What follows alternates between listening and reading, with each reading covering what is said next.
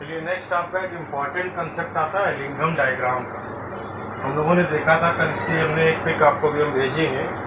इसमें हम क्या देखते हैं, डेल्टा जी नॉट ये एक फैक्टर है जो फिजिबिलिटी का, इसके अगेंस्ट टेम्परेचर को हम लेके जब ग्राफ चार्ट करते हैं तब हम चेक करते हैं कि कौन सा हमारा मटेरियल, कौन सा हमारा बढ़िया एजेंट है, कौन सा मेटल है, कौन सी एजेंसी है जो हमारे उसको रिड्यूस कर देगी आसानी से। इसको मेटल ऑक्साइड, आ रही बात समझ में? ध्यान रखना, क्योंकि मेटल ऑक्साइड को रिड्यूस कराना है तो सब्सटेंसेस और कुछ इसके एक दो बेसिक चीज़ें होती हैं, अगर वो ध्यान में रखोगे तो बहुत आसानी से समझ में आ जाएगा। अब देखो जैसे कार्बन का ऑक्साइड है, कार्बन की हम बात कर रहे हैं, इसमें हमने वेरिएशन इस पर्टिकुलर ग्राफ में दिखाया। हम इसमें आपको समझाने की कोशिश कर रहे हैं कपलिंग की। कई बार ऐसा होता है कि डेल्टा जी पॉजिटिव हो रही है, इसका मतलब ये नहीं है कि हम उसको छोड़ दें या कम नेगेटिव हो रही है। और ज़्यादा नेगेटिव बनाने के लिए हम क्या कर सकते हैं, उसकी देख सकते हैं कि किस टेम्परेचर पे जाके उसका हमें काम करना है, या उस टेम्परेचर के बाद उसमें हमें किस चीज़ को चेंज करना है, या दो अलग अलग एजेंसीज को यानी दो अलग अलग गैसेस को कंबाइन कर सकते हैं, कोई मेटल और गैस को कंबाइन कर सकते हैं, जैसा भी करना है वो हम डिसाइड कर सकते हैं। यहाँ देखो दो रिएक्शन हमने लिखी, कार्बन कार्बन डाइऑक्साइड में कन्वर्ट हो रहा है और दूसरे में क्या हो रहा है, मोनोऑक्साइड बन रहा है। इसमें अगर तुम पहले रिएक्शन में देखोगे तो इसका डेल्टा एस जो है लगभग इसके डेल्टा एस के क्या होगा, बराबर होगा। ऐसा क्यों होगा, क्योंकि यहाँ पर देखो हमें पता है या तो गैसेज ही प्रोडक्ट बन रहे हैं, रिएक्टेंट से कन्वर्ट होके जा रहे हैं। एलिंघम डायग्राम में हमें इन चीज़ों का ध्यान रखना है कि क्या गैस में जा रहा है, क्या सॉलिड में आ रहा है। और अब तुम ध्यान से देखो तो पहले वाले में हम क्या देख रहे हैं, बहुत ज़्यादा एंट्रोपी का चेंज नहीं हो रहा है, यानी डेल्टा जी की वैल्यू बहुत ज़्यादा नेगेटिव नहीं हो रही। लेकिन इसमें हम क्या देख रहे हैं कि ये आधा मोल है, इसमें कन्वर्ट हो रहा है 1 मोल, यानी यहाँ पे डेल्टा एस की वैल्यू क्या कर रही है, इंक्रीज कर रही है। डेल्टा एस की वैल्यू कैसी होती जा रही है, मोर पॉजिटिव होती जा रही है। जब ये ज्यादा पॉजिटिव होती जाएगी तो उसका इम्पैक्ट आप क्या देखते हो, डेल्टा जी कैसा होने लगेगा, ज्यादा नेगेटिव होने लगेगा। आ रही बात समझ में? जितना ज्यादा हमारा एस पॉजिटिव होता जाएगा उतना ज्यादा डेल्टा जी नेगेटिव होता जाएगा। अब हम इसमें एक हमने डायग्राम में अगर देखें तो एक पर्टिकुलर टेम्परेचर चूज किया है 710 डिग्री सेंटीग्रेड। इस टेम्परेचर पे हम क्या देख रहे हैं, एक पॉइंट हमारा आ रहा है। यूजुअली जब हम ये ड्रॉ करते हैं डेल्टा जी नॉट और टी का, तो हम क्या देखते हैं, स्ट्रेट लाइन ही आएंगी जनरली, यूं आ रही है, ये आ रही है। अगर कहीं स्लोप हो रहा है इसका मतलब उसकी स्टेट चेंज हो रही है। ये किसमें कन्वर्ट हो रहा है, सॉलिड से लिक्विड में जा सकता है या लिक्विड से वेपर में जाना है। आरी बात समझ, जितना स्ट्रेट है उतना अच्छा है, और जितना जैसे ही वो चेंज हो रहा है उसकी स्टेट बदल रही है। ध्यान रखना, अभी ये सारे पॉइंट आपको बता देंगे। अब इसमें आप देखो इस पर्टिकुलर टेम्परेचर पे जब कितना है, 710, आप जब देख रहे हो इसीलिए देखो ये -400 वैल्यू है। ये डेल्टा जी की वैल्यू यहाँ लगभग कैसी है, कांस्टेंट है, एक हॉरिजॉन्टल स्ट्रेट लाइन बन के आ रही है। लेकिन इसके केस में देखो यहाँ क्या हो रहा है, जब सीओ का फॉर्मेशन हो रहा है, आप क्या देख रहे हो, ये 1 मोल O2 लग रही, 2 बन के आ रहा है। यहाँ पे भी एंट्रोपी बढ़ रही थी, यहाँ पे क्या हो रहा है, इस टेम्परेचर यानी हाई टेम्परेचर, यानी टेम्परेचर का भी बड़ा रोल आ रहा है। हाई टेम्परेचर करते हैं तो हमारा डेल्टा एस की वैल्यू पॉजिटिव होगी, डेल्टा जी कैसा हो जाएगा, मोर नेगेटिव। यही तो और फिजिबल हो जाएगी कंडीशन हमारे लिए। इसके लिए हम क्या कह सकते हैं कि जब तक हम यहाँ पे बात कर रहे हैं बिलो 710 केल्विन, हम क्या देख रहे हैं, CO2 हमारे लिए ज्यादा फिजिबल गैस बन के आ रही है, फॉर्मेशन ऑफ CO2। और जब हम बात करते हैं अब, तब हम क्या देख रहे हैं, CO हमारे लिए ज्यादा फिजिबल बन के आ रहा है। ये ध्यान रखना, टेम्परेचर का भी अपना रोल आ जाता है, इसीलिए कार्बन सबसे ज्यादा यूज किया जाता है किसी भी चीज को रिड्यूस करने में। और हाई टेम्परेचर को होता है तब भी यूज किया जाता है, मेटल का ऑक्साइड हो, आयरन का ऑक्साइड हो, उन सब में हमारे लिए कार्बन बेस्ट काम करता है। इसके बाद आपको क्या करना है, इसके डायग्राम्स को देखना है। कुछ जनरल सी बातें हम बता रहे हैं, जैसे देखो इसमें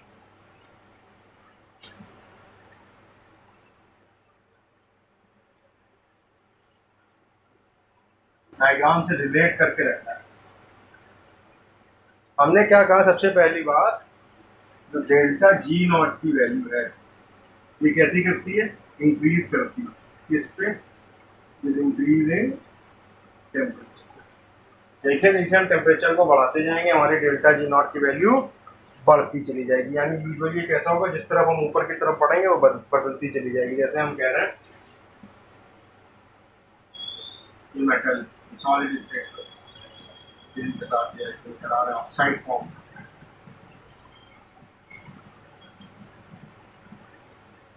कैसा आ रहा है सॉलिड। अब आप इस केस में निकाल सकते हैं ये कैसा है, गैस, इसमें कन्वर्ट हो रहा है सॉलिड में। एंट्रोपी क्या हो रही होगी, घट रही होगी। एंट्रोपी घट रही होगी तो इसका मतलब क्या हो रहा होगा, वैल्यू कैसी हो रही होगी, पॉजिटिव हो रही होगी। गैस से सॉलिड में कन्वर्ट हो रहा है तो वैल्यू कैसी हो रही है डेल्टा एस की, पॉजिटिव। तो डेल्टा एस के पॉजिटिव होने का इम्पैक्ट क्या निकल के आ रहा है, हमारे डेल्टा जी की वैल्यू कैसी होती जा रही, पॉजिटिव क्यों हो रही होगी, नेगेटिव होगी ना, सॉलिड से लिक्विड आती है, नेगेटिव होगा, डेल्टा जी कैसा होता जाएगा, पॉजिटिव। ये बात समझ में आ रही है, delta G not increases with increase in temperature. उल्टे में देखेंगे तो उल्टी चीज आ जाएगी। यही बातों को ध्यान में रख के चलना है। दूसरी एक इंपॉर्टेंट बात क्या रखनी है, जो भी हमारे मेटल के ऑक्साइड ऊपर है, जैसे अगर हम बात करें उस डायग्राम को देखो, रिलेट करो तो हम करते हैं, अभी हम कोशिश करते हैं उसका रफ एक बना देते हैं। ऊपर वाले जल्दी रिड्यूस हो जाएंगे जितने नीचे से, जितना बड़ा डिफरेंस होगा उतना बेटर रिडक्शन होकर आएगा, ये बात ध्यान रखना। तो कोशिश करते हैं ऑडियो से भेजते हैं तो ज़्यादा समझ में आएगा। देखिए ये एक शॉर्ट डायग्राम हमने ड्रॉ किया है यहाँ पे, एलिंगम डायग्राम का हेल्प करेगा। ऐसे ही आपकी फ़ोटो आई है, जो आपको फ़ोटो भेजी, आपको फ़ोटो से रिलेट भी कर लेना, यहाँ समझाने के लिए हमने ड्रॉ किया। इसमें एक चीज़ ध्यान दो, ये जो तुम्हारा पॉइंट है इधर, ये तुमने क्या लिया, डेल्टा जी नॉट इस एक्सिस पे, और इधर क्या लिए, टेम्परेचर। क्लियर?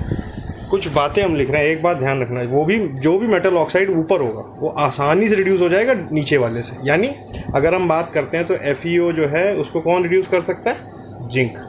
FeO को जिंक आराम से रिड्यूस कर सकता है। सिमिलरली अगर हम बात करते हैं तो एल्युमिनियम जिंक के ऑक्साइड को, जिंक को भी कर सकता है, और किसको कर सकता है, FeO को भी कर सकता है। लेकिन इसके ऊपर कॉपर का आता है। और ये देखो, ये जो डायग्राम है इधर बना दिया है, वो जो अभी हम लोगों ने लास्ट वीडियो में एक्सटेंड किया था वही चीज़ है। ये देखो, ये पॉइंट जा रहे हैं, ये उसके हैं। तो इसीलिए कार्बन को बेस्ट माना जाता है, लेकिन टेम्परेचर का भी रोल आता है। तुम क्या देख रहे हो, टेम्परेचर सीधे सीधे चल रहा है। पहला एक पॉइंट देखो हमने क्या लिखा है, delta G not increases with increase in temperature. समझ में आ रहा होगा यहाँ पे, जैसे जैसे हम टेम्परेचर बढ़ा रहे हैं डेल्टा जी नॉट की वैल्यू कैसी होती जा रही है, लेस नेगेटिव। यानी हम क्या कह रहे हैं, it is getting positive in slope. जैसे जैसे अपवर्ड की तरफ जा रहे हैं वो वैल्यू बढ़ती चली जा रही है। और दूसरी बात ये देखने वाली, delta G is straight until it melt और वेपराइजेस। यानी ये अगर पर्टिकुलर लाइन उठाते हैं हम जिंक वाली, तो यहाँ तक कैसे लगभग स्ट्रेट जा रही, इसके बाद इसका शुरू हो गया ऑक्साइड बनना। आ रही बात समझ में? तो जहाँ पे भी उसमें बेंड आ रहा है उसको हम क्या कह देंगे कि अब इसकी स्टेट कन्वर्ट हो रही है। दूसरी बात हमने क्या देखा, वो मेटल ऑक्साइड जो ऊपर की तरफ है वो आसानी से रिड्यूस होगा, और जितना ज़्यादा डेल्टा जी नॉट का डिफरेंस होगा उतनी आसानी से होगा। यानी अगर हम बात करते हैं तो एल्युमिनियम का ऑक्साइड या जिंक का ऑक्साइड मैग्नीशियम के ऑक्साइड से आ जाएगा आसानी से। देखो ध्यान से, एल्युमिनियम का ऑक्साइड हो या जिंक का ऑक्साइड हो, इसको मैग्नीशियम वाला कर सकता है because it is lying below. But इस पॉइंट के बाद देखो यहाँ पे क्या हो रहा है, MgO वाला हो रहा है, तो MgO वाले को एल्युमिनियम कर लेगा। यानी ये जो भी टेम्परेचर है 1200 के आसपास का, 1250 के आसपास का जो भी आता है, एग्जैक्ट यहाँ पे नहीं है, 1400 टेम्परेचर होगा लमसम। उस टेम्परेचर के बाद मैग्नीशियम का ऑक्साइड को कौन रिड्यूस कर सकता है, एल्युमिनियम। क्योंकि इस पॉइंट पे आप देख रहे हो डेल्टा जी बिल्कुल सिंक्रोनाइज्ड हो गई इन दोनों की, और फिर क्या हुआ, MgO की लाइन ऊपर हो गई, एल्युमिनियम की लाइन नीचे हो गई। तो ये पॉइंट ध्यान रखना, ये एक इंपॉर्टेंट पॉइंट है, ठीक है। दूसरी बात, जैसे जैसे आप देखोगे डिफरेंसेस बढ़ेंगे, हम क्या देख रहे हैं कि डिफरेंसेस बढ़ने के साथ उसकी टेंडेंसी रिड्यूस करने की इंक्रीज हो रही है। जैसे हम बात करते हैं कि जब तक वो पॉइंट नहीं आ रहा, एल्युमिनियम आराम से रिड्यूस हो रहा है, ठीक है, लेकिन पॉइंट आने के बाद मैग्नीशियम ऑक्साइड रिड्यूस हो जाएगा एल्युमिनियम के थ्रू। यानी इसका मतलब क्या हो रहा है, मैग्नीशियम ऑक्साइड की स्टेबिलिटी घट रही है आफ्टर दिस पॉइंट।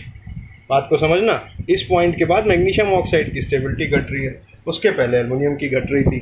आ रही बात समझ में? तो वो उसको रिड्यूस करता चल रहा है। और कुछ पॉइंट्स हैं इसके, ये क्या चीज़ बताता है कि जैसे जैसे हम चलेंगे स्टेबिलिटी किस पे डिपेंडेंट होकर आएगी, जितना ज़्यादा हमारा मेटल का ऑक्साइड होगा उतनी ज़्यादा वो एंट्रोपी के फैक्टर हायर टेम्परेचर पर रिड्यूस होने की पोटेंशियल हमारी बढ़ाएगा। आ रही बात समझ में? हायर टेम्परेचर का इसमें रोल है, नीचे टेम्परेचर रेंज दी हुई है, इसको देखो और जो डायग्राम दिया था उससे लिंक करो, फिर फर्दर हम लोग ऑडियो से डिस्कस